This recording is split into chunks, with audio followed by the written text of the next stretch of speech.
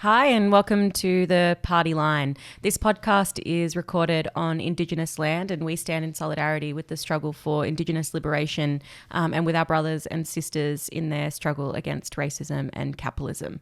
Always was, always will be Aboriginal land. Oh my darling, oh my darling, oh my darling party line. Oh, I never will forsake thee, for I love this life of mine. Okay. Hi, Omar. How's it going? Good. Geordie, how are you? Not bad. So yesterday I was in the Docklands, terrible place. It's a ghost town. It really is. Walking through like this shopping centre and there's like 5 people. One of the stalls is like you can get a photo taken of the inside of your eyeball. Ew. Really scary Oh, yeah, and stuff. get it printed out. Yeah. Framed. So I got you that for Christmas, Omar. Your eyeball. Yeah, just that. That's really sweet of you. But the reason I was in the Docklands was because my friend is going to go on Who Wants to Be a Millionaire. Oh, that's Awesome. Millionaire hot seat. Are they going to win? Well, they better.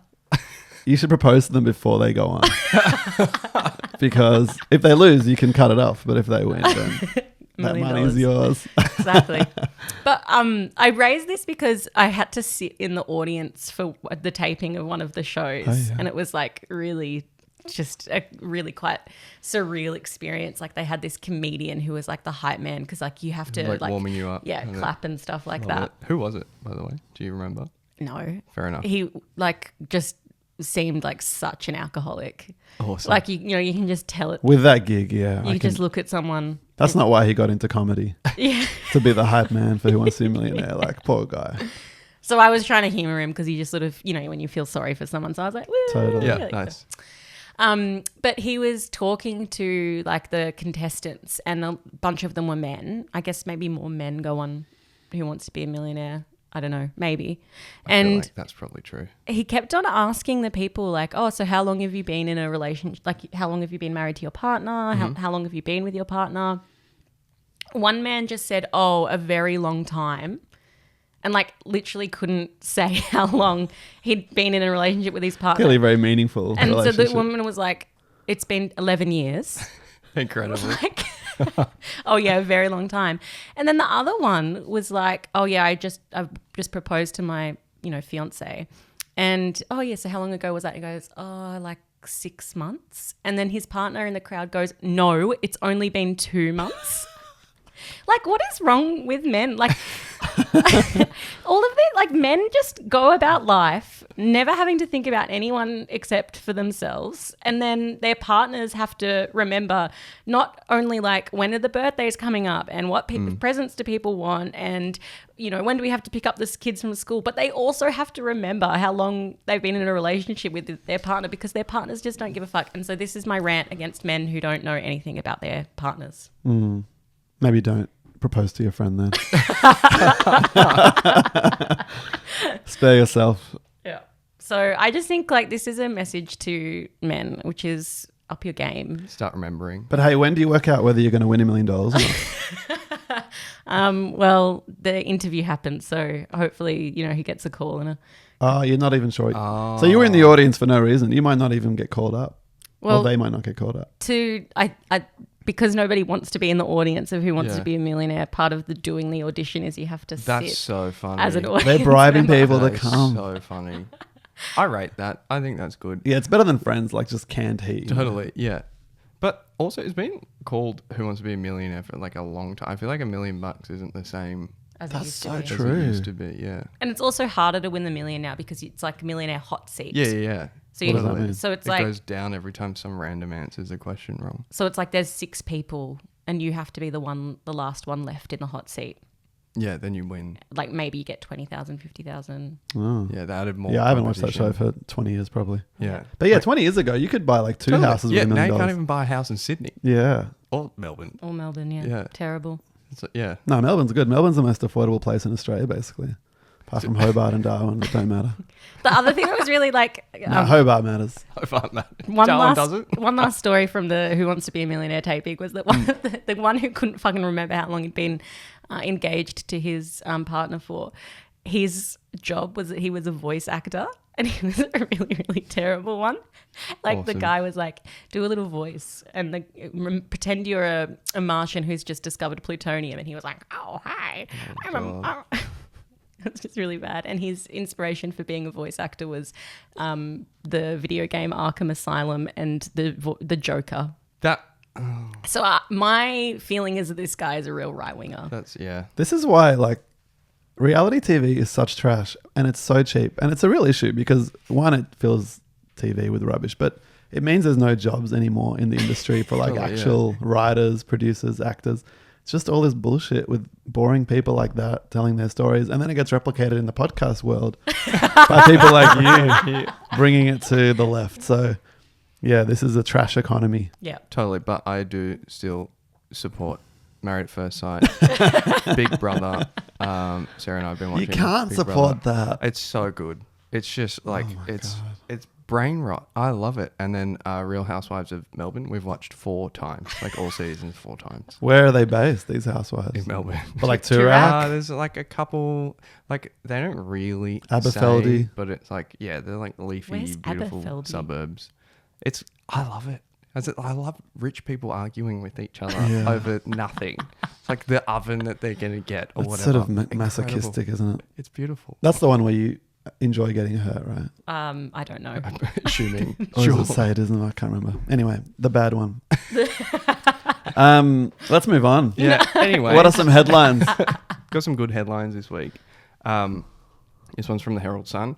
The return of nativity scene to Melbourne ends years of woke Christmas, which is really exciting. I was so Really- sad when woke killed Christmas. When the nativity scene, like, fuck off. The thing that... No, I won't say that. What? Please. Do you guys remember like last year when the Palestine movement was in full swing? Yeah. How we marched through Oh, yeah. the nativity Burke scene. Street- well, the non-nativity scene. I think it was Bluey that year. Yeah, and Christmas. it was an absolute chaos. Yeah. Chaos of a day. Yeah, so I think we had an anti-fascist rally on the weekend, and the police were very determined that we did not ruin We weren't allowed to. the nativity scene Yeah. and the Maya windows. So They really went like the like media and everything just went really like that was their focus. It was like they're ruining Christmas. Yeah. It's quite funny. well, I mean, it's true that a lot of normal people enjoy the Maya windows, and Sure. you know the response of some in the Palestine movement last year of like fuck all these normies, like that was pretty stupid. Yeah. These people are not the enemy. They're Yeah. just, like I remember going to it when I was a kid. It's all pretty magical. But it's still quite funny. Yeah, It's people are dying. yeah. What's next? I think this one's for you. This is an Anneke. Anneke special. Yeah. So Omar asked me to find some funny stuff for the podcast because last week we were a bit depresso. And so I went on The Economist like you do. No, actually, maybe it wasn't The Economist. This is the FT, I think. Yes, Financial Times. Serious news. And there's a father. What do they call them? Yeah. Yeah, your father. Yeah, priest. A priest, that's right. There's a priest in, I think it's Slovakia, who's an electronic DJ. And so he's had a I bet he's birthday Gen party. X. I bet he's a Gen Xer. No, he's 75. Oh, wow. What? I had a 75th birthday party. And But electronic music, would that have existed 75 years ago? yeah, but people can grow and People like adapt. develop. That's true. know, Yeah. like I mean, some- good for them. Our old friends know how to use iPads and That's stuff true, like yeah. that. And so he's done a electronic show featuring Pope Leo, and it's pretty beautiful. Is a beating heart of faith and hope, coming from different nations, yet This is united incredible. by the same faith. Your presence is a tangible sign of the fraternity and peace that is instilled in our hearts by friendship with Christ. So I just think that's beautiful. Yeah. And Didn't the Pope bless it as well? why wouldn't the Pope I mean, he gave a bless long it? speech on it. Yeah. And you can see that the video scans the crowd. And they're like, Well, there are some people doing that, but then there are some people who are obviously just sort of middle-aged, like Christians who are fairly conservative and are like, what the fuck is going on here? Yeah. Like, I'm here for I'm a at a celebration. 75th birthday. Yeah. but why would So- you go to the party if you weren't like... Well, presumably they're expecting a traditional party, right? Well, you know, the Catholic Church has really, you know, adapted and moved on to youth trends. One of the most recent saints that was blessed, who's dead now. You have to be I dead think to you be a have to be saint. dead, yeah. No, Yeah, you Yeah, I'm can't pretty sure be you have to alive. die, and then they have to confirm. The whole like, premise 3 is that you're miracles or dead. Some shit. Yeah. So you can't be a saint while you're alive. No. No, I'm pretty sure. Yeah. Well, there goes my dreams of sainthood. Not really. It's just you won't be Yeah, you alive can to be- experience totally. it. Anyways, he was an influencer, a Christian TikTok star. No. That's Yeah. awesome. Do we have a saint for influencers now? The world is really cool. Like that's you have this like 2,000-year-old religion. I'm just trying to get to the drop in the video because it's so good. My friendship with Christ. I impart to you my apostolic blessing and entrust each of you to the protection It's coming. of the Virgin Mary, Mother of the Church, It's a and really Queen long of video. Peace. And may the blessing of Almighty God, the Father, and the Son, and the Holy Spirit come upon you and remain with you always. Amen. That's pretty good. I'd go to a church if this was the service. And I feel like surely that is the point of a whole bunch of this stuff. Like the Yeah. sort of Catholic Church The isn't. congregations are all dying. Yeah, they're getting old. They Yeah. need some ways to bring the youth Yeah. in. There's just empty churches all over the place. I don't know if you've noticed. But I went past an empty one. Yeah. in There's I mean, they're all Hawthorne. empty. Yeah. Yeah. But like going up to Dalesford, like there's like It's a lot of 10. real estate. Yeah. So we should start doing raves in churches. All right. I think so. Only with their permission.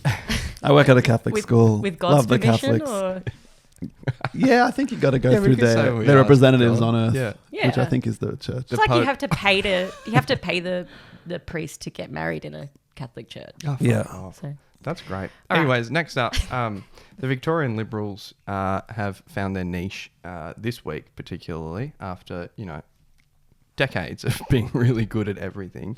And the thing that they're focusing on is a government department apparently spent $200,000 on pot plants. Which is a lot of money. It is a lot of money. I feel. I feel like I don't think anyone's defending the fact that they spent $200,000 on pot plants, but this is the thing that they're really focusing on. Yeah, Like the big issues. The Liberal leader has gone in question time asking about the, expensive pot plants. All of them are on social media making videos about like, how ridiculous is this government? I actually feel very sympathetic towards this line of questioning and argument because I spent a lot of time in student union Yeah. departments. With this is what you do. Well, I mean, it's like these fucking Labor students that run these student unions. They spend like tens and tens of thousands of dollars on like week trips away. We really have to learn all the skills. Yeah. Renovating the office, updating Yeah. the computers. Or like, we bullshit. need to spend $20,000 on a boat party that only me and my friends are going to go to. Yeah, So you do. totally. But would you support the Liberals, I guess, going on that line of questioning? And that's all. No. I mean, I don't support anything the Liberals do. No, it's fairly facile politics. I'm excited by the next headline, which is all about the Louvre heist going global. This is Tell us pretty about it, Anneke. exciting. I think you found it. Well, I was really excited about this because our friends in New Zealand, there's not a lot going on in Kiwi news a lot of the time. But Unfortunate. this one was beautiful. A man swallowed a Fabergé pendant in a jewelry store, which I think is just a wonderful way of trying to get away with Totally. Yeah. jewelry theft. Yeah.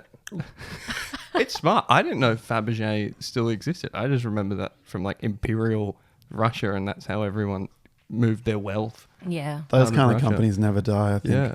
I thought it was a dude. Like I thought that was the name of the guy. Yeah, but so is like Yeah, true. Like Tiffany. Gucci and Yeah. Versace and whatever. Yeah. That makes Yeah. sense. Anyway, Apparently, he also stole some eggs later from An actual shop.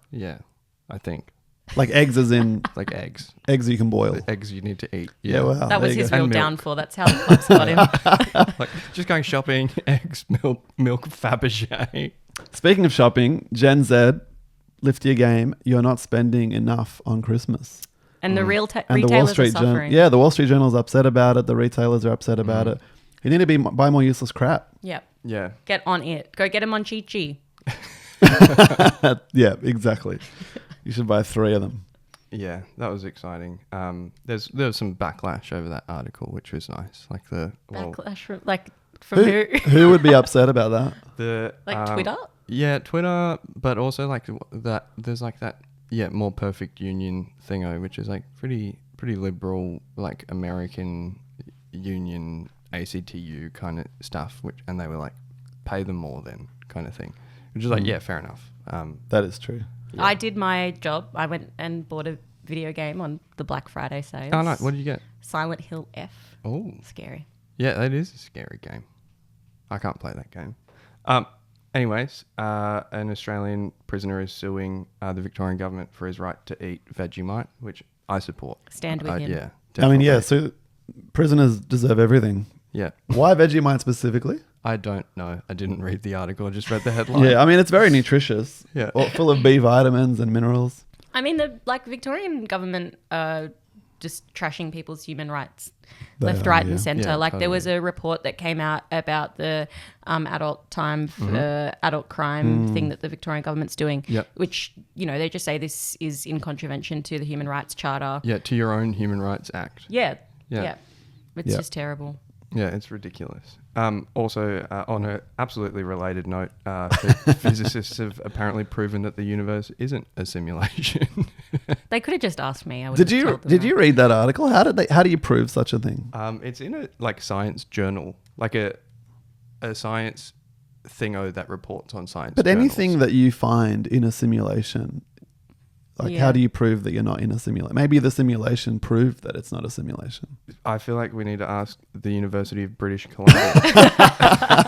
If anyone knows the Mathematically- answer, I just think that's- mathematically demonstrated. No, Pop it I in don't the accept comments. it. I just cannot don't be accept it. simulated. Omar, you have to accept it. You're a materialist. Using Gödel's incompleteness theorem. That's how. Yep. Yeah, you got me. I know. No, I think the world is real, but I don't think you can prove it through maths. Well, I think you should go argue with these, I will. these mathematricians. I will. Maybe we can invite them on the podcast. Oh my god. What's the next one, Omar? More serious note. I read a really interesting article in the Middle East Eye about the tendency in the UK that the last three home secretaries, or like the immigration department minister, have all been brown women. And the current one, Shabana Mahmood, is introducing some of the most bigoted, disgusting, like far-right policies ever. And the author makes the point that this is a trend that presents itself as diversity and inclusion, but is actually just, blackface for racist policies and should be totally rejected. And I think that's really important. Like on the left, there's so much obsession with representation, diversity, whose voice is being listened to rather than what's the substance of what is being said and argued. Yeah. And in this case, you can't make an argument that having these people in charge, like Suella Braverman was like a far right Yeah. scumbag before this one. And, so what the policies are what you determine and how you judge a person and what they advocate, not their fucking colour. Yeah, absolutely. And so this Labour minister is the first Muslim woman ever to be, I think, Home a minister, Secretary. or maybe it's just Home Secretary. But either way, what good is that? And the way they're talking about it is that, she's going to take back control of our borders, which is just such, racist so fucked. language. Yeah. And actually mirrors what Donald Trump said in that speech that he gave to the United Nations like a couple months ago, which is like, Europe and the UK are going to fail if they can't take control of their borders. And the Labor Party have put out this video on Twitter attacking the Green Party, saying that they're in an alliance with the capitalists because of their supposed open border policy. What if I was to tell you that these guys are actually on the same side as these guys? It sounds mad, but here's how. The Green Party's policy on migration is one of open borders. Sounds great at Glastonbury, but what would it mean for working class jobs? Take the care sector. So this idea that, like, if we have open borders, this is going to really impact, the working class. And it puts forward this argument about, like, the working class is white. I think that's the subtext of a whole bunch of this stuff, that we have to protect the white working class. This happens in America as well. And also sort of makes this argument that capitalists are the ones that are for open borders, which is just totally ludicrous. What they're for is for precarious labour that they can use in order to bring down, the sort of cost of wages or whatever it is. What socialists are for people who come into any country having union rights, the right to strike, the right to organise, and that's And permanently stay. If they want. Yeah. and not the precariousness is the thing that the capitalist class are for. And actually, you can see with all the politics of the right, therefore strong borders dictating who can come in and who can come out. So I think this stuff from the Labor Party in the UK is just so racist and such fear-mongering politics. Yeah, and the idea that the Labor Party in the UK's border policy is, waging a class war on Against the rich. capitalists Yeah. is absolutely ludicrous. I mean, this is an argument that Bernie Sanders has used throughout his Totally. career as well. That open borders is the Koch brothers policy.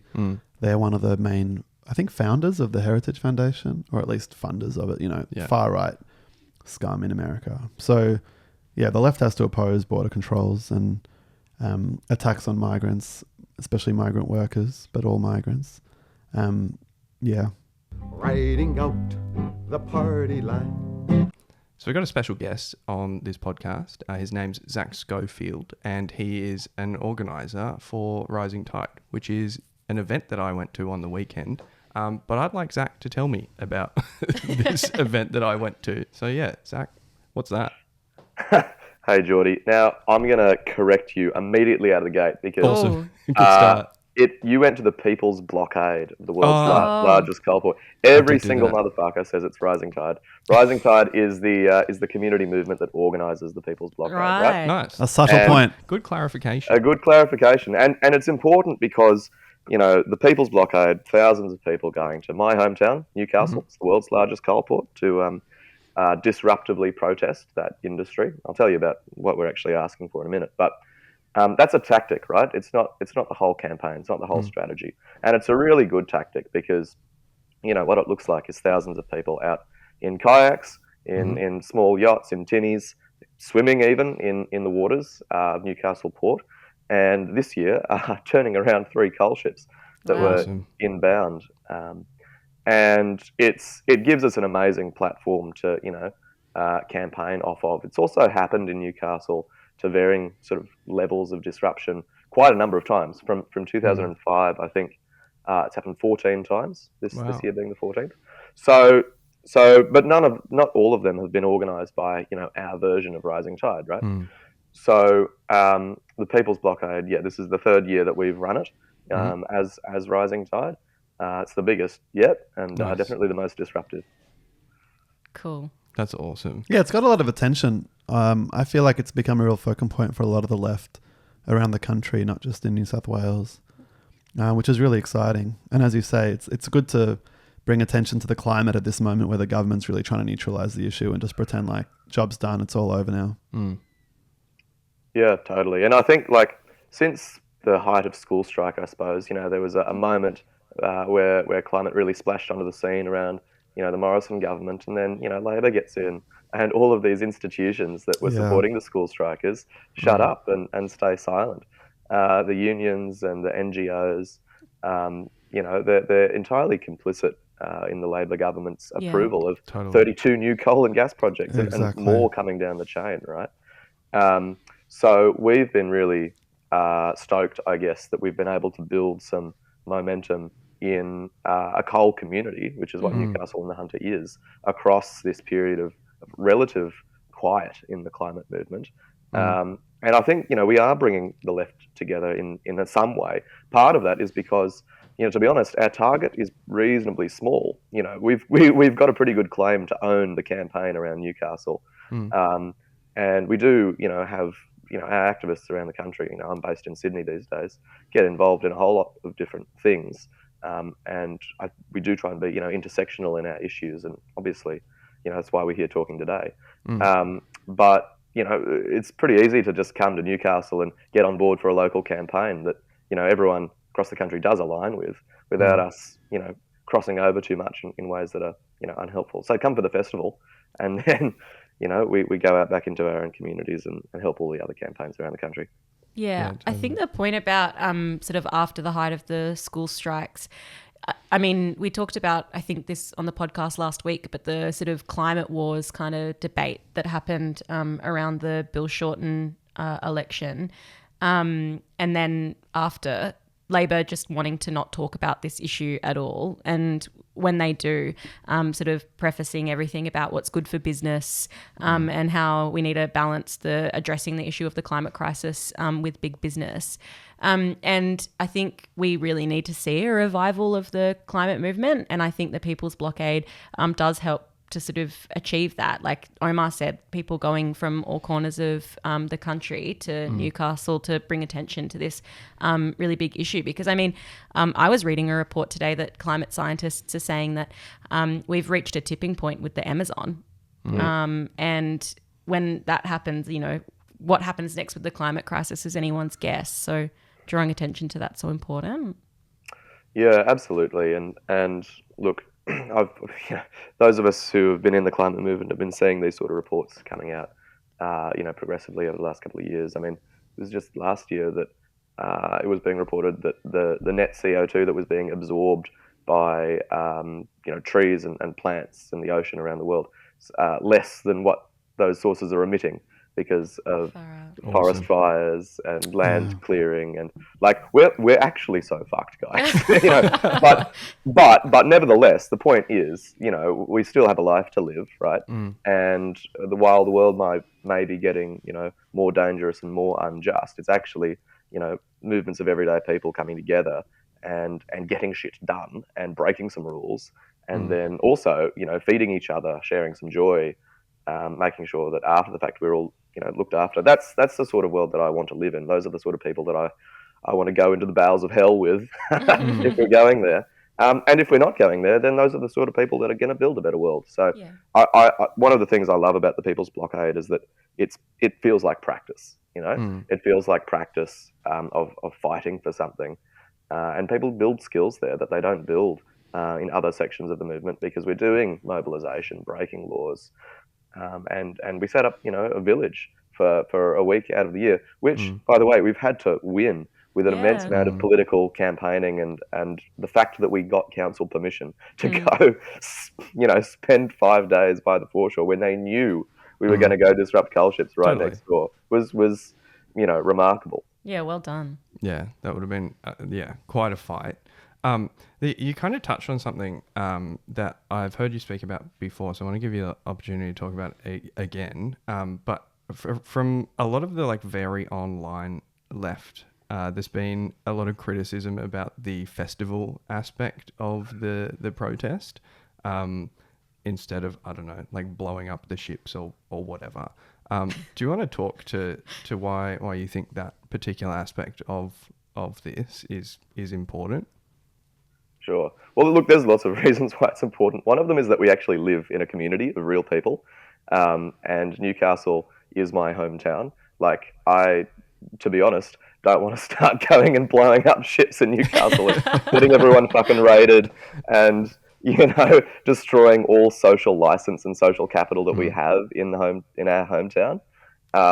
Because Newcastle's, it's the source of about 1% of total global carbon emissions. It also has a really powerful role to play globally. If we can transition very, very ambitiously away from this industry, through concerted and escalatory community campaigning, direct action, that's phenomenal. And Newcastle is also primed for that transition. There are other industries, there's funding, there's skilled workers who are desperate to move into an industry that doesn't destroy the planet and also has a shelf life of longer than 10 years. So we to go and destroy that, those relationships and that good work that we've been doing. I mean, that's not really talking about the festival. That's why we shouldn't go blow up coal ships, right? But the festival provides a base for us to then go and do actual protest that is actually disruptive. And, to say that the festival somehow undermines the fact that we turned around 3 coal ships, somehow undermines the fact that we've got national media attention on worker power and, to be honest, a demand that centres taking money back from these corporations to fund communities and workers throughout the Hunter, Singleton and Muswellbrook, major coal mining communities. It's really disingenuous, and I just don't think those people have been there, to be honest, because it's also quite a good time. And to suggest that people, on the so-called left have to be miserable all the time when they go about their work is very bad. Yeah, I We are agree with that. we I are agree with social that. creatures. Yeah, that's right. And personally, I hate being sad. The other aspect of the festival that is important and is that it's filled with political discussions, right? There's all different groups hosting workshops and forums and chats about various issues, bringing their own perspective. Like I know Geordie did a forum with some people that had like 350 people attending. It was massive, which is amazing. Like there's actually a discussion to be had about what strategies and tactics can work, and spaces like that can be useful for doing that as well as just like eating and so on, which is all important and fine. But these are meeting spaces for the left to talk about what kind of movement we need and what kind of demands we need and stuff like that. But can I just go back a step? You said Newcastle is the world's largest coal port, and you talked about 1% of global emissions being sourced there. Can you explain a bit more about that? Like, why is Newcastle so important to fossil fuel industry, and why is that an important focal point for protest? Yeah. So look, Australia, for those that might know, Australia, for those that might not know, is the world's second largest coal exporter, just behind Indonesia. We're also the second largest exporter of fossil fuels by emissions. So that's coal and gas combined. So we're about as dirty as Russia is, to be honest. Yeah, it's great, isn't it?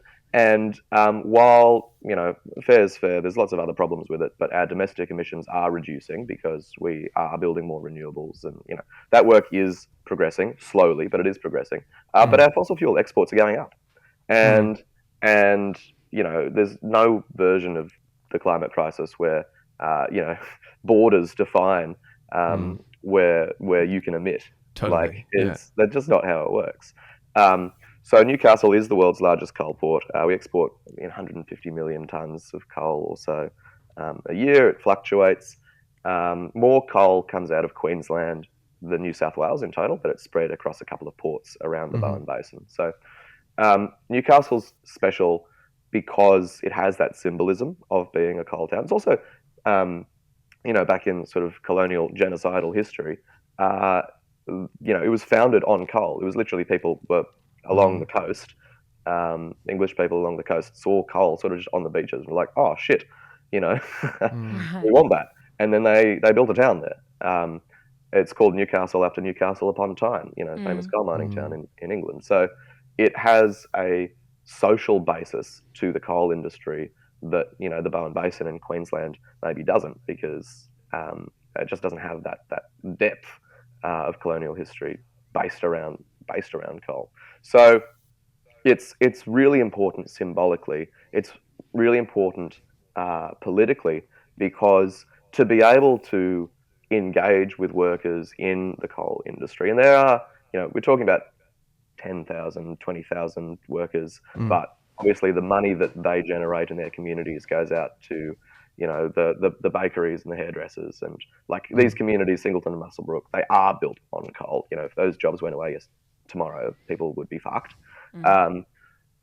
Turning around those workers into a political force that is not pro-industry and pro-corporation, but is pro, public good by funding industries and work that is not environmentally destructive and hopefully does have more of a measure of, worker control, which would be fucking great, would be extraordinarily powerful, because the industry then couldn't hide behind those workers to justify the fact that they make billions of dollars in profit and pay basically nothing in corporate tax, because we subsidise their operations to the tune of about $15 billion a year taxpayer money. Also, coal royalties in New South Wales average about 8 to 12%, which is disgustingly low. That's a great setup for the coal industry, and we are putting pressure on that point, specifically with our demands. And I'll just say before we move on to the next thing what the demands are, so it's not lost in the source. But the first one is to stop expanding new coal and gas projects, which is a really easy thing to do, actually, because there are no jobs in a coal mine that doesn't exist yet. It's very easy to not approve a new coal mine. You just don't sign the paper. And stopping expansions would stop providing that level of confidence to these investors that decide it's an okay thing to do to destroy the planet, to make some money on the side. And the second main one is this 78% tax demand, right? And Norway taxes its oil exports at 78%. It goes into a sovereign wealth fund that is now worth over 2 trillion Australian dollars. Unfortunately, Norway isn't using that money to transition away from oil, but we would like to use the money, that we generate in our own communities to transition away from coal. We think that's extraordinarily reasonable.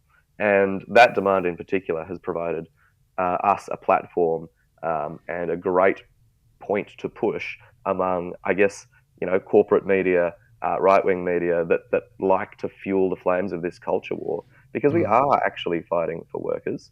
The coal export industry is projected to decline pretty precipitously over the next 5 to 10 years. If and this is a big if, but if our major trading partners, China and Japan and Korea, they stop buying our coal, and they very well may, because they want to make energy in their own countries through renewables, domestic coal, nuclear, whatever. Like, they're not worried about climate, they're worried about energy security. I think it's important that you raised the thing about companies, these fossil fuel companies hiding behind workers. I remember when we were campaigning against the Adani coal mine, the Carmichael mine, that was a major talking point about why it should be approved. But I think sometimes it's not just the companies that hide behind the workers, but also sometimes people on the left who make the argument that you can't call for the shutting down of the fossil fuel industry. But I think that there's a really easy answer to those objections, which is that we can actually transition working class people out of these jobs into jobs that could benefit the broader society. And it's very clear that the fossil fuel industry is going to destroy the lives of working class people, not just in Australia, but also all around the world. Absolutely. Yeah. We heard from a coal worker there who was like, I don't give a fuck about coal. Like, that's my job. I want to do something else. Yeah, big time. We've had coal workers in and around the Blockade before, but this is the first year that we've had locals, Newcastle locals, which is great. It shows that we're starting to cut through, and it's a hard process, to be honest. But Zack Tritton, this AMWU member, mechanical fitter who works in underground coal mining, he is a goddamn legend, and he came out really strong across the course of the Blockade on a number of instances, saying the exact same thing. Like, we need money to transition to alternatives. The industry could be collapsing, but even if it wasn't collapsing, there's a climate crisis on, man. Totally. And he's not the only one as well. Like, I ran into a guy who does scaffolding for the coal port terminals just on the beach on Sunday. Had a great chat, got his number. We're going to catch up. Nice. And it hasn't always been an easy road, but we've tried to do our due diligence with the unions as well, right? The Maritime Union in particular, they are the ones that operate the coal loaders and the tugboats, and a lot of their jobs are reliant on the coal industry. Now, I'm not going to claim that the Maritime Union in Newcastle supports Rising Tide. They don't, and they'd absolutely flog me if they heard I said that. But what has happened was that in our first year, right, we didn't have this tax demand. We had some more general messaging about wanting to support workers, which was earnest but wasn't coming across, I guess. And so we organised a meeting with the secretary, vice secretary, and other people in the Maritime Union to sit down in Trades Hall and just actually talk about their concerns about what we were saying and doing. And so at the end of that, basically someone proposed that we just talk about the money, because it's one thing to say in the abstract, we want to support workers to transition, but without talking about how you actually get there or having any specifics or any material demand, I guess, it doesn't come across as genuine. And all that's to say, like, that conversation was had, and now we talk about the money. And so I think that's a good example of having uncomfortable conversations, sticking your nose into it a bit and starting to break down some of these barriers. Because, the other side of it is sometimes the unions and sometimes workers are wrong. And like, I'm not, we're not here to put anyone on a pedestal and say totally. that there's a source of truth that's unassailable. And I'm not saying that the maritime union was wrong, but we have to be able to engage in good faith dialogue and be willing to say what we believe and fight for it. And if you do that in good faith, then I think, people acknowledge that and are willing to work alongside you. Totally. Yeah, I think on this particular podcast, and you probably might not stand by this statement, but like we're like happy to call the maritime union wrong, particularly like when they were involved in, I'd probably call it moderating the original demands, and then after they do so, like don't come and support this particular event. Like, I think that's ridiculous, and I think that's pretty shameful.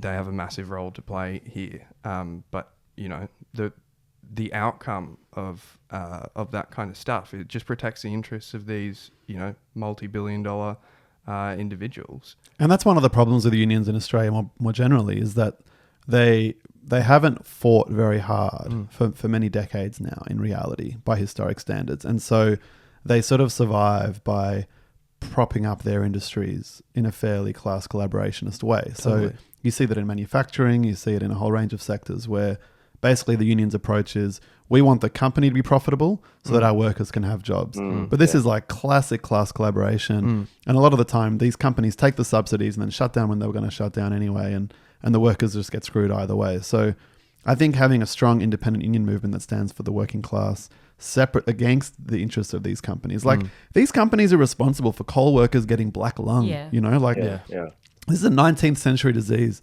So like, the idea that these companies give a shit about the working class should be rejected. And yeah, there are plenty of things that working class people could be doing. Like, for one thing, rehabilitating the areas where these mines have been existing. Yeah, big time. Presumably that's going to take a lot of labor. And then, constructing new things to do. I'm sure there's plenty of things that need doing in Newcastle in terms of infrastructure, renewals and so on. So I think we have to be clear. And I think as well, going back a step, the thing that you said, Zach, about, we don't sort of think that anyone has one truth or the putting people on a pedestal. It's like, well, it's important not to see the working class as just some like unassailable identity. Like, the reason why we talk about the working class is because the working class has the power to fundamentally transform society because of their position in the economy. But politics matters, like the political approach that people take to understanding the world, seeing their role in the world, really matters. And so we want to win the Australian working class, the working class movement, the union movement, to a position that we have to be hostile to the industries that are destroying the planet, and that people should use their economic power to transform the situation. So yeah, imagine if in the coal industry in Australia, coal workers said, we're not doing this anymore because we think that this is destroying the planet for future generations. And so we're going on strike until, we get a transition that works for us, same rates of pay, conditions, etc. So, we have to win a political argument about what is right for working class people in Australia and around the world. Yeah, big time. And I think, not naming names, but a union organiser who I know is pretty disillusioned with the whole thing, has just said to us at an event a little while ago that, the time for old school struggle is back, baby. Like, you can't expect these, you can't expect ossified institutions to be revolutionary. They're not, and it's never been the case that institutions that have built and maintained hegemonic power are able to suddenly turn on a dime and then do something that's against the interests of the system that they've helped to build. But that's not to say that workers, individual people, or even communities of people are of that mind. And I think separating the institutions from the people that are within them is important, because we're here to build relationships with folks on the ground who have the power, because they are the people, the specific people who do the specific things, and building those relationships, cutting across culture war divides or perceived divides is the first step. And I'm really stoked, actually, that started to happen at this year's People's Blockade, and that we've started to get a couple of voices filtering through that are, to be honest, pretty courageously standing up as workers in the industry and saying, we support Rising Tide. That's awesome, you know, yeah. we're pretty disruptive motherfuckers, and I'm really proud, I guess, of the work that we've done to ensure that we are palatable is the wrong word, but like approachable and genuine enough, despite the fact that, you know, we have been pretty disruptive. We're walking a really fine line here, and I'm quite proud of that. Yeah, that's awesome. That's great. Well done, guys. We've got to wrap it up, but thanks so much for joining us, and hopefully I get to see you next year. Absolutely. Hopefully it's before then. Yeah, true. Thanks so Yeah. much for Thanks, coming on the Zack. pod, Zach. Thanks, Keep up the comrades. good work. Enjoy. Oh, yeah. Riding out the party line. Well, it was really great to have Zach on talking about the People's Blockade, Yep. organised by Rising Tide. For some reason, I thought his name was Zack O'Neill. Zack Schofield. wrong. And there was another Zach, the AMW guy. Yeah. He was Zach too. Many Zacks. But I mean, one of the things that the People's Blockade sort of, you know, raises, obviously, is the climate crisis. And guess what? What? The Labor Party has saved us from the climate crisis No with their new way. climate bill. Oh, they fixed it. They fixed it. They're fixers. They fixed it, Oh, and that's it's a all relief. sorted. Nothing bad's going to happen again. We can thank Murray Watt. He's done a very. This is what what's his name? Paul Bongiorno, is that his name? The guy. Yeah. He was like, he's kept as many people as possible in the tent. You know, he Wow. checked in with the Western Australian Premier 6 times. That's so important. Builders, not blockers. He's, you know, struck a nuanced balance between business and the climate. just So what we I need. I feel really glad. Beautiful. I'm not worried about it at all. I've got no more climate anxiety. Cool. Let's not talk about this then. So no more coal and gas. Rising tides won. Well, there's still coal and gas. Yeah. Would you believe? Would you believe it? But yeah, I mean, like, there has been a lot of fanfare about the climate bill. Apparently, it's like actually pretty much not different at all from the one that Tanya Plibersek negotiated with the Greens last time around. But there's just been like a few sort of changes around. They watered it down. Yeah. They made it even more pro-business. Yeah. More easy to get approval. I mean, the whole pitch from Labor is it's too hard to get approval for big projects in Yeah. Australia. Yeah. Like there's the offshore wind farm in Western Port Bay that's been mired in debates for years, and all this kind of stuff. Everywhere you go, there's things in the way of development. So this bill is really just pitched as a way of facilitating development. And that's the Labor Party's entire argument for it. Yeah. And that's why the business lobby has basically said we support it. We'd like a few tweaks, but basically it's good. And the sort of watering down of the power for the EPA to veto developments. Now the minister is the one that has the capacity to say yes or no or step in. So, yeah, I just can't really see how this does anything really to fix the climate crisis. And one of the things that is being sort of celebrated is they reduced the sort of time for stopping just unfettered logging in native growth forests. But it's still 18 months away. Yeah, still, exactly. Yeah. Yeah. Get as much done as you want now in the next 18 months. I mean, the Greens said that it fell woefully short, this bill. So why vote for it? Well, yeah, I mean, we should talk about that. But it's like some environmental NGOs I've seen have said it's worse than the status quo. Yeah. It's a step backwards in that it, as I said, it facilitates the construction of projects that are environmentally destructive and maintains the minister's oversight over the EPA. It's not an independent body. It will be politics and ultimately economics that determines what happens. So yeah, the Greens, they voted for it. What do you guys think? Awesome. Yay or nay? And builders, Nay. not blockers. Yeah, it's good that they didn't let the perfect be the enemy of the if good. I have to hear that phrase one more time in my fucking life. It's my It's God. horrible. It's such a phrase that just facilitates the lowering of horizons, and what it says is that having political principles, fighting for something, trying to win something better, is a bad idea, and you should just be happy with what you've got. Totally. Yeah. And it rarely actually justifies itself. Like, what is good about this? Or Exactly, the CPRS, going back 12, 13 years. Like, what was good about that? You don't have to say the fact that it's good, that is that something's being done, Yeah. some policy is being moved, that is a good. And then if you say, well, you're not stopping climate change, you're not stopping coal and gas, you're not stopping native logging, you're not stopping the destruction of native habitat that's necessary for endangered species, so I'm not going to support it. Well, then, you're just sabotaging something that's good. Yeah, and that's the thing. It's always been, the phrase is always weaponized to defend something objectively bad. Absolutely. Never actually something good. Yeah. And I mean, I was listening to the Greens podcast, the Serious Danger one that Tom Ballard runs. Nice guy. He's come to the Marxism conference before. But he had Osman Faruqi on it, and they were sort of debating really what should the Greens have done. And I thought Faruqi actually made a good argument, because he's upset or mad that the Greens did this. He said he was going to be teeing off if they did it. But the thing the thing that he sort of pointed to was like the way that the Greens keep on capitulating on this stuff just opens the space for the Labor Party to be worse and worse. Yeah, totally. Because the lesson that the Labor Party learns from all of this is the Greens are incapable, unwilling, too scared to actually stake out a position because...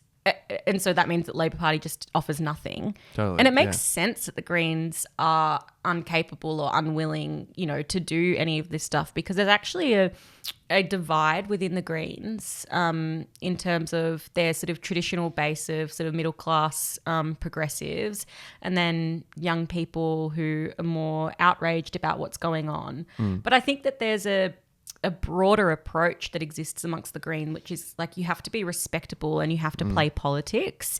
And, as we saw from the Mamdani conversation last week, playing politics means moderating yourself and being more right-wing. Making concessions. Totally. Yeah, I think they're feeling really wounded by the last election, the Greens. Yeah. And clearly Larissa Waters is a very kind of dull Green technocrat kind of figure. Her main sort of talking point in an interview I saw was that she likes swearing. Like, wow.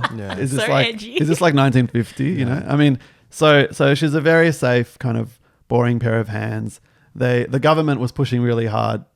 We want this done by Christmas. We're going to deal with either Liberals or the Greens. We don't care who. We just want it done. Which again says something about their commitment to the environment, which is negligible. And the Greens fell for it, and they just signed off on this thing. There was no reason to do so. There was no rush. Yeah. It turns out in that same pod I listened to it, like Osman says that the Greens the Labor Party hadn't even started talking to Susan Ley really. Like there was no serious negotiations happening on the right, but the Greens just gave them this win, and it's because the Greens don't want to be wedged as perfectionists, as purists, as extremists, heaven forbid, on the climate, and so. They pass it. But then, as you say, what they do in passing it is say this is good legislation. Yeah. So they're actually doing the work of the Labor Party. They're giving a tick of approval. They're selling it. Because you can't sign off on something that you think is crap. Yeah. You have to make an argument for it. Exactly. You have to say we've improved it and therefore it's not crap. Yeah, so they have to put political spin on what it is. So it's like, oh, well, we're going to protect the native forests quicker. Or, oh, yeah, they can't fast track coal projects, but they can still fast track all these other projects. And so it also gives legitimacy to the idea that we need to balance the business interests and the environment. Whereas I think, no, you don't need to balance these two questions. And if you can't win on the environment, like it's one thing for the Greens to capitulate on housing, it's not their core issue. Yeah. The middle class, a lot of their voters own multiple properties, like Richard in Italy or whatever. But this is the environment. Like it's the reason you exist is to actually stop coal and gas nominally. That's And so to sign off on this, they can't even make an argument to their own voters and the sort of 5 or 10% of Labor voters who could be open to voting for them. They don't even want to make an argument to them that actually this is crap. Yeah. So they're giving up on any prospect of radical change, which I think fits. Like the Greens really, we talked the other week about their public housing policy and stuff like that. Their policies are irrelevant. I think now we have to start treating the Greens like we treat the Labor Party. The Labor Party says they're for democratic socialism in their constitution. Yeah. It says it. Yeah. The Greens say they're for X, Y, Z about the climate. But what they're actually for is this. That's what they're for. They've signed off on Yeah, it. look That's at how the you judge actions. political parties. Yeah. You know, and I think we need to start applying the same, all their housing policy, what they're for is the HAF. Yeah. That's what they've achieved in Parliament is Yeah. the HAF. And that's the same on climate.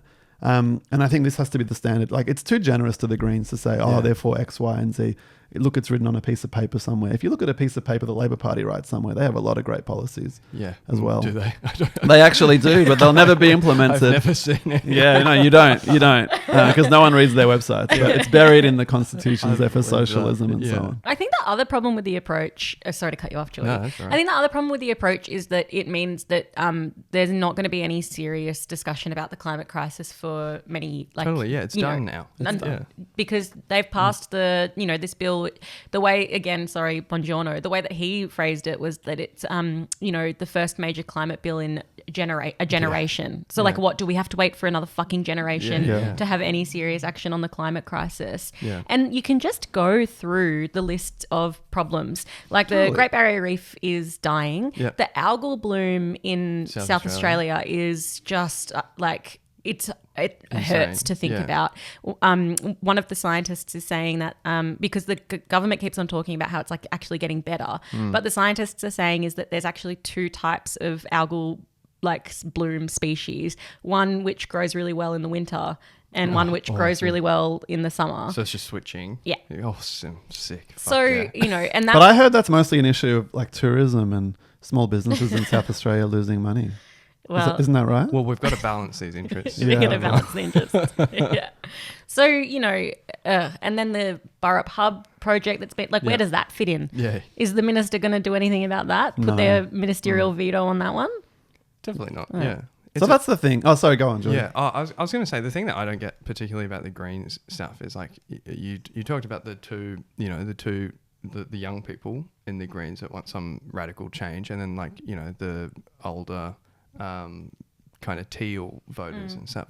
This appeases neither of those two, and like the reason that they're doing it is obviously because they're an electoral party. They want to don't want to be seen as blockers because that to them, they perceive that as being the really effective campaign that was run against them. That's the reason that they lost the election or whatever. But so what do you do then? Like you're not appeasing either of your voters. People are gonna the Teals are more radical than you on this position, and That's embarrassing, isn't it? literally though. But also, you're down in the polls. One Nation has a massive rise. You're down 3 points or whatever. So it's not even working. Well, why vote for Greens if they're just going to sign off on Labor legislation? Totally. It Just literally, vote for Teal if you're a Tree Tory. yeah, or vote Labor, and that's what's happening. Labor's winning over younger voters, millennials, Gen Z voters. There was a poll that showed they've lost a quarter of their voters to Labor in that age bracket. And it's the thing, their vote actually barely went down in the last election, right? Yeah, It went down by it's 0.1%. 1% or something. I think it was Yeah. 0.1%. Yeah, a tiny amount. But they lost all these seats. Yeah. And if you're a party that's not so electoral, that wouldn't matter. Okay, luck of the draw, preferences went the wrong way. We lost some seats. But our vote held up. We keep building, we keep moving. But for the Greens, they don't do anything other than elections. You get a Green speaker at rallies. We're happy to have them. Sometimes they speak quite well, but they don't totally. organising the rallies with us. Yeah. They're not there on the streets in numbers. They're not promoting them, fighting for them and so on in Or society. mobilising their members or anything. Exactly. Yeah. So if your whole apparatus, your whole strategy for change is winning the balance of power, winning MPs, losing MPs is devastating. And I think that's Totally. why they're so on the back foot. They feel like they were totally repudiated, even though the actual numbers don't show. Totally, But from an electoral point of view, who cares if you're winning votes in Western Sydney, Western and outer North Melbourne, which they did. They picked up more working class voters. But they're never going to win those seats. And they know that. And so from their perspective, who gives a fuck? From a socialist point of view, winning loyalty of working class people is a good thing. Nothing to do with elections. We want their vote. Regardless of whether you can win that seat. Exactly. But so this schism between, the benefits they got from supporting Gaza and having a more sort of social democratic program was massively outweighed by the loss of the votes in the inner city. And so they're abandoning all that. And I think that one of the problems with this sort of more moderate electoral approach as well is that there is a refusal to lead. Yeah, There's that's a right. refusal to make a political argument to people. And I think politicians and politicos or whatever want to hide behind this bogeyman of public opinion. Like, you know, we have to make sure that we're in line with public the Herald opinion. Sun's average reader. But yeah, it's like, where does public opinion come from? It comes from different sections of society making arguments and winning those arguments in different sections of society. And so if the Greens could go out there and actually make an argument, show a bit of strength, you know, try and win people to a position. It's not like the Australian populace is actually overwhelmingly conservative. You know, you can see sort of the millennials and Gen Zers or whatever, and they're a shifting left population. Millennials are bucking the trend from previous generations of getting more conservative as they age. So there's the basis there. But there is a refusal to be political leaders. And I think that's really what we need. We need people who can win a public argument and take people somewhere. It's like the problem with the approach of you have to meet people where they're at or whatever. We have to win people to political arguments and take people further. Yeah. You know, take people in a more left-wing direction. Yeah, because what's the point otherwise? Yeah. Like, also, it doesn't work. Like, it's not working for them. So, like, I don't know, don't do that. Yeah. I mean, the thing with the Greens is they're so committed to pragmatism and the balance of power argument. But then underlying that even deeper in terms of what you're saying is like they're not anti-capitalist. And so they actually do accept that you need a balanced economy, you need growth, you need, you know, profits to be made. Homegrown drones and such. Yeah. So their argument is, well, we should make green capital profitable. Yeah. But the reality is in Australia, and this gets to the heart of the whole climate issue. You know, we've talked about it. It's not a culture war. Australia, and Zack talked about it, massive exporter. Yeah. Billions and billions and billions of dollars in fossil fuels. You're not going to convince the capitalists to give that up. Yeah. It has to be a fight, and you need a power to wield that can beat the power of the market. Because the market says, dig every kilo of carbon out of the ground. Yeah. As quick as you can. As quick as you can, right? So we need a power that can counter that. Only the working class can be that power, in my view. And so the Greens don't think that. They think you just got to make something else more profitable. And that's why they support things like subsidies to green capital, which is rubbish. Like Joe Biden supported that as well. Yeah. There shouldn't be subsidies to any capital. There should be only support for working class people. They, you know, they support, like their solution to the cost of living crisis was to break up Coles and Woolies. What? So we have more IGAs, which are way more expensive than Coles and Woolies. Like this idea that small businesses or medium businesses are cheaper than big businesses. It's all bullshit. This is not anti-capitalist or even social democratic politics. This is just market liberalism, which the Greens are thoroughly invested in. So, you know, they're not against the US alliance. They just want to renegotiate it. So I think this is why the Socialist Party exists. Partly because the Greens are totally pragmatic and actually are ineffective on achieving serious solutions to the issues we face. But it's also because fundamentally they support the system that's the root cause of all these issues. Yeah. And like at the end of the day, while we talk about all of this and like how, you know, this political maneuvering about bills and whatever, like in the last week, 1 million people in Asia have been made homeless because of flooding. 1,200 people have died. Exactly.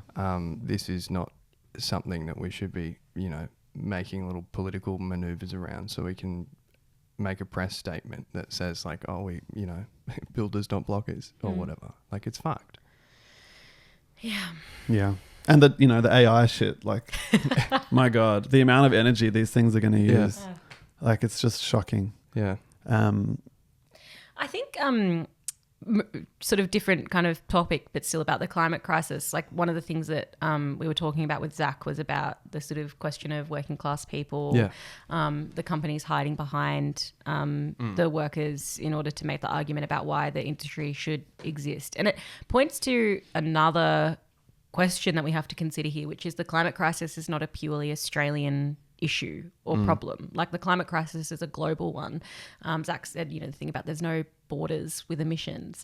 And, you know, you just have to look at what's going on in Sri Lanka at the moment with the massive floods there. Like how many hundreds of people have died or disappeared in those floods now? And, you know, the global south actually is a huge major victim of the climate crisis. So we have to take not a sort of like sectional or cordoned off approach to this. We have to take an international and internationalist perspective to the climate crisis as well. And so shutting down the fossil fuel industry in Australia actually is in the interest of the working class as a whole internationally. Yeah, I mean, because you could say workers in the arms industry lose if you shut down, the military-industrial complex, and people did used to argue, you know, the uranium miners or uranium processing facilities, like they lose if you shut down uranium mining. But yeah, we have to take a broad perspective. Yeah. There are some things that shouldn't exist, like insurance. You know, we're for shutting down the insurance industry and making it public. Totally. You know, not for profit. Like there's heaps of things that shouldn't exist. Marketing. Every single person involved in marketing should be doing something productive. doing something useful, not selling rubbish. So, you know, that's normal and necessary. And you can only take those stances on the basis of a working class perspective that's internationalist, not one that's sectional. Because basically you're saying, you know, the right of 5,000 people here to a job is more important than the future of the whole world, which is not a working class perspective. And the reality is there are other things those people could be doing. Or if they're old, which some of them probably are, they can just be paid to retire early and be given a livable wage, you know, like a livable pension. Because what it all comes down to is people with jobs in this society have no confidence that the government's going to provide them with anything, right? And that's a very reasonable view. The government hasn't provided us with shit for a very long time. So we have to raise their standards and raise their horizons and raise their hopes. And I think that the demand about taxing the corporations is smart because it's driving a wedge between the workers and the bosses. Like, you work for these people, they're making a killing, you're not getting any of it. Yeah. That's a clever argument, but people don't believe it. And so then the company can use them as shields. So we've got to build a strong left that can give people hope. And then they can start fighting on our side. But, if, you know, to be honest, even if they don't, even if the coal miners never support, or most of them can't be won, that we still support shutting down the fossil fuel industry because it's absolutely the right thing to do. Yeah, we don't want to tail the most reactionary like elements of the people that live around us. But yeah, like at the end of the day, regardless of your support for the coal industry, like it is not in the working class's interest if the world burns. Yeah. Like no matter where you live, let alone if you live, you know, in the areas that are being flooded at the moment. Just like it's not in the interest of a worker in, you know, a weapons factory in Australia to manufacture weapons that go and bomb the working class of another country. That's not in our interests. Also because, like, by extension, that usually that war is to increase profit somewhere. Like that's the purpose of it. So we can, you know, exploit another section of the working class somewhere else, and then your wages go down and whatever. That's the point. This is against all of our interests, and we should be opposed to it wherever we are. Absolutely. And then I think maybe one final point about the climate stuff is just we have to also push against the sort of just, I guess greenwashing is one way to put it, but also just the absolute facade that's being presented. Labor has been getting away with climate legislation and bills that do nothing for the climate crisis for a long time now.